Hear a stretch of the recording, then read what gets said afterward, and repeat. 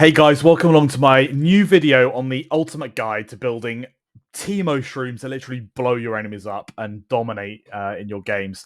This is not a ranked build, okay? I would not recommend this for climbing. I would recommend this for having fun on the Rift in draft games and stuff like that, basically. So this is based on a few guides that I've seen on YouTube. I will link them in the comments below. But this is sort of tried and tested for my fun kind of max shroom damage games where I'm just in draft and I want to have fun with it. Typically, I'll play this Teemo jungle, but you could play this mid, or you could conceivably play it top as well.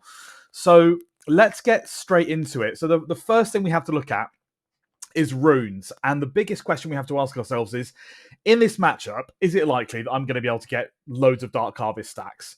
And am I generally capable of getting Dark Harvest stacks regularly in games? And you'll get a feel for this as you play the game as Teemo, as sort of how many you get. Typically, I'll either end on like 15 stacks or I'll 100% get 30 stacks most games, 28 to 30. And that's what you want to be aiming for some really big damage. The way Dark Harvest works now is you can proc it more often. And once you get around the 15 to 20 stacks mark, it starts to ramp up very quickly because just the pure amount of damage you're doing and scaling later on into the game. So, yes, I can do Dark Harvest stacks, take Dark Harvest. No, take Comet, which offers a more consistent level of damage. Some might argue that you can even get more damage with Comet at some points. It's tricky, but usually I get around 2.5k damage with Comet if I'm using it, which is consistent. Whereas with Dark Harvest, I'll either get like 1,000 or I'll get like 4,000. So it's kind of like roll of the dice. But you always want to take Sheep Shot, you always want to take Ultimate Hunter, and you always want to take Gathering Storm for some scaling. And Gathering Storm and Dark Harvest work particularly well together because they're both scaling runes, and you'll just get progressively stronger the longer the game goes on. So, some key things. Let's look at the Teemo Shroom.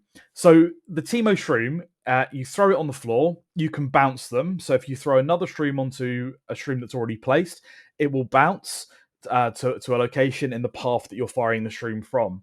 Now, as your Shrooms level up, the bounce distance increases. So you can really do some quite cool interactions in things like Dragon Pit, in Baron Pit, where let's say, for example, the enemy team has got to Drake first, and you're sort of behind the Dragon Pit in the jungle area, and your team's like lagging behind, or you're just not really very well organized. There have been multiple times where I've just thrown like 3 or 4 Shrooms, bouncing them into the Dragon Pit, and have done huge damage on the group of enemy players that are trying to attempt that objective. So that's kind of cool. It takes about 1 second to trigger, to arm a Shroom. So when you throw it, it's not stealthed initially. After 1 second, it is, and it's armed. So Shrooms, you want to place them across the map in key pathways. I haven't done a slide for that in this presentation. It's a bit of a I should have really done that, but typically you want to be passing the corners of pathways that are most commonly treaded. So things like on the way to Drake, there's like the bushes, the corners, jungle paths. In helping your bot lane out, for example, if you just run into bot lane, if you're the jungler, if you can't get a gank, throw in a few Shrooms into the bushes, right? You'll be amazed at the assists you can get from bot lane just by doing stuff like that. So common pathways, and then mid, protect your mid laner. Shrooms are brilliant, especially against assassins like Kha'Zix, Kha'Zix and Pike and all sorts of other sort of people that sort of just jump in, Shaco. Use Shrooms to create like a pathway, a channel around the mid lane where it's hard for assassins to get into your mid laner. Now, let's look at the Shroom itself. Once it's triggered, it does damage over 4 seconds and it slows. Okay, so the damage every second is scales up depending on the level of the Shroom from 50 to 81.25 to 112.5, plus 12.5% of the AP that you've accumulated from your items and also your runes. So the AP scaling isn't great with Shrooms. It's not brilliant. The maximum charges you can get are 3 at level 1, 4 at level 2, and 5 at level 3. The slow goes from 30, 40 to 50%. And the poison, the target takes magic damage every second over 4 seconds. Subsequent inflictions refresh the duration. So again, if they hit one Shroom, after 4 seconds they hit another one, the whole thing just increases. So, what we want to do here is it's important to note the following. The key takeaway from this is, while AP is important, the interactions of our items on our Shroom ability is more important when wanting to max out shroom damage, in my opinion. Okay, and I'm happy to be proven wrong on this. So you'll be getting a lot of Death Cap fanboys who are like, you've got to build Death Cap to do the most amount of damage on Teemo. I don't think that's true. And let's take a look at some builds. So just a quick reminder, I think AP is important, but it's not as important as the interactions from your items. So what I like to do is, this is a scaling build. Okay, so I'm confident I can get Dark Harvest stacks. So that's what we're going to go for. Dark Harvest, Cheap Shot, Eyeball Collector, Ultimate Hunter. We're going to go Gathering Storm. And oh my god, I've actually forgotten what this one's called. That's so bad. But again, it gives you AP over a percentage of your health. So if you're over a percentage of your health, it'll give you flat AP, adaptive force. So we're gonna go Sork boots, Liandry's. You can buy boots whenever you want, by the way. This is just the order I would go in. The order that is imported is the order I've put the items in. So a lot of people, when they're building Teemo Shroom builds, will be tempted to go Malignance first. Don't.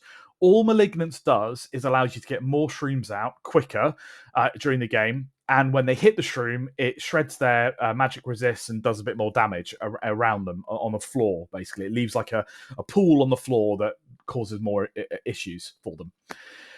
Go Liandry's and Shadow Flame first. Once you get Shadow Flame, your Liandry's will do shed loads of damage to anybody under 40% health, because all of your damage will be critting, or has the chance to crit with Shadow Flame. Okay, so your Liandry's will crit, your Shroom damage will crit, anything else that's going on will crit. If you took Scorch, for example, it all helps. So then you go Malignance, because then once you've built the foundations of your damage, you go Malignance and you can start to really shroom the map. You can start to get a lot of coverage. This is the best one for me. Okay, so a lot of people sleep on Storm Surge. It's built by assassins who do a lot of kind of burst damage.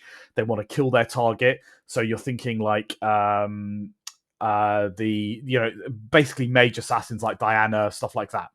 So Storm Surge has an ability called Squall, okay? So if you do X amount of damage within I think it's 30% of their health, within 2.5 seconds, Squall will proc and it will do a big amount of spike damage. Again, can crit with Shadow Flame, okay? So you're starting to see the interactions here.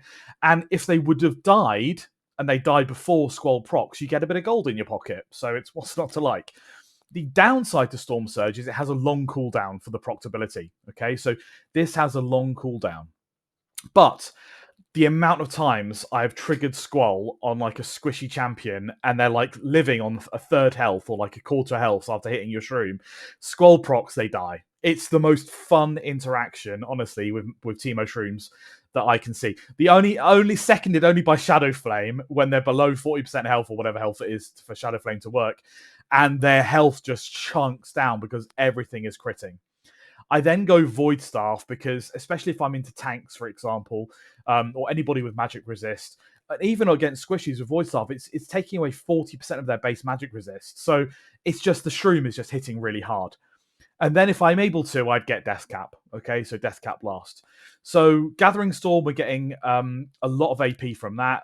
Ultimate Hunter is giving us more ability haste with our Malignance. So this build doesn't have much ability haste. You'll notice that. You could, if you wanted to, get ability haste boots, but I don't particularly recommend it unless you're like desperate just to get Shrooms out. What this gives you is 42 flat Magic Pen, which is really big against anything that's not building Magic Pen. That's huge. It gives you 40% Magic Pen. It gives you AP of 450, which is, you'll notice, is not a big number. Okay, we're not dealing with big numbers here. Ability haste 15 plus 20 or not plus Ultimate Hunter. But you'll be surprised at the interactions from these items and how much damage they literally do off your Shrooms. It's crazy. The next build we're going to look at is a Teemo Shroom build that uses Comet. So you're not confident you're going to get Dark Harvest stacks. You're going to take either, I don't really care what secondary you take on this. Mana Flow Band I've just picked just to be able to get, consistently more Shrooms out and have to go back to base for mana that often. But then we're going Gathering Storm and we're going Ultimate Hunter. We're going Cheap Shot. And this one, we're using Blackfire Torch this time. So this one, because we've got Comet. Comet actually resets every 4 seconds. So it's surprising the amount of damage Comet can stack up. So in this Shroom build, I'm thinking, okay, well, I want to get more Shrooms out because my Comet's going to be up virtually all the time. So we're going to go Blackfire Torch. In this case, I'm a jungler, so it allows me to clear my jungle camps quicker without having to rely on Nash's Tooth. Blackfire Torch into Malignance, suddenly I've got this level 2 item spike where I'm able to spam out Shrooms. And this is where I want to help my laners. This is where I want to get the objective secured. So I'm placing Shrooms around the map that support my lanes without having to directly gank them necessarily, although that is always a good idea if you can, but that protects the objectives as well. So I'm securing objectives. I'm dotting Shrooms around mid lane, bot lane, perhaps helping the top laner out, although that is a bit of an island and can be risky.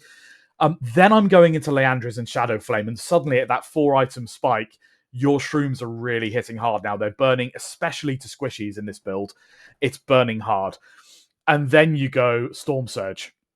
And Storm Surge will then just start to proc, and you'll notice that at the late game, your Shrooms, when Comet hits, the burns, you've got 3 burning items there, plus the crits from Shadow Flame. The Squall will always proc off that, and it is disgusting. Okay, so let's take a look at 2 other items here. So we've included Void Staff in our first build. Death Cap and Void Staff, okay? These are your final build items to purchase if you haven't already done so.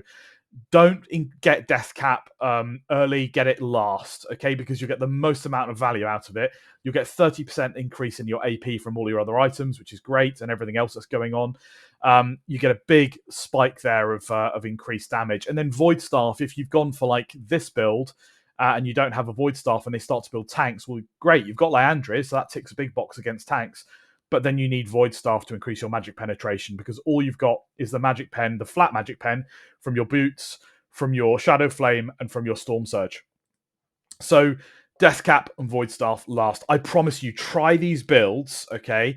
Think about your composition. Think about, can I get Dark Harvest stacks? Yes or no? If no, take Comet for that consistent damage. Try these builds out. See what you think.